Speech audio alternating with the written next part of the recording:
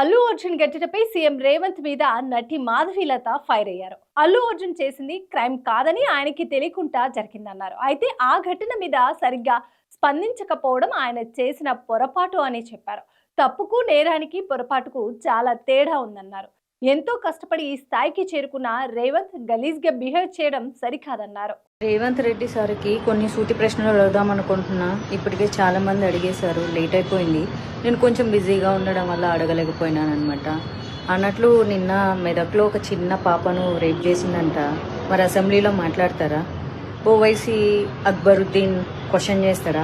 పసిపిల్ల, ఆడబిడ్డ, ప్రాణం, పాపం, అయ్యో అబ్బాస్ తప్పు చేశాడు, శిక్ష విధించండి, దీని మీద మీరేమంటారు రేవంత్ రెడ్డి జీ అని అడుగుతాడా? అన్నట్లు కొడంగల్లో ఒక రైతు ఆత్మహత్య చేసుకొని దానికి కారణం సీఎం రేవంత్ రెడ్డి వాళ్ళ కుటుంబ సభ్యులు అని చెప్పి లేఖ రాసి పెట్టి మరీ సూసైడ్ చేసుకున్నాడంట. వాళ్ళ కుటుంబానికి 25 లక్షలు ఇచ్చిండ్రా? కొన్ని 25,000 ఎవరైనా ఇచ్చిండ్రా? ఆయన ఎవరో కోమటిరెడ్డి వెంకటరెడ్డి అంట. ఆయన పేరు పొద్దు తిరుగుడు పువ్వు అంట. ఎట్ట తిరుగుతాడంట.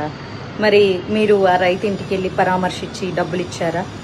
అల్లు అర్జున్ చేసింది క్రైమ్ కాదు, ఆయనకు తెలియకుండా జరిగింది. ఆయన దాని మీద ప్రాపర్గా స్పందించకపోవడం ఆయన చేసిన పొరపాటు. తప్పుకి, నేరానికి, పొరపాటుకి చాలా తేడా ఉంటుంది. అందరిలాగా ఆయన సామాన్య వ్యక్తే. మీకు ఎలాంటి హక్కులు విధులు వర్తిస్తాయో ఆయనకి వర్తిస్తాయి. జరిగిన చిన్న పొరపాటుకి సినిమా ఇండస్ట్రీ మీద ఉక్కుపాదం మోపాలి. సినిమా ఇండస్ట్రీని రేవంత్ రెడ్డి కాళ్ళ కింద పెట్టుకోవాలి. జగన్ సినిమా వాళ్ళందరినీ పిలిపించి పోజులు కొట్టి దండం పెట్టించుకున్నట్లు మనం సీఎం అయిన తర్వాత మనం ఎందుకు పెట్టించుకోకూడదు అని. రేవంత్ రెడ్డి గారు, మీ ప్రయాణం అంతా చాలా బాగుంది, అందుకే కష్టపడి ఈ రోజు వరకు సీఎం అయ్యారు. జీవితంలో చాలా చాలా ఎన్నో సాధించారు. మరి ఎందుకు ఇప్పుడు ఇంత గలీజ్గా బిహేవ్ చేస్తున్నారు?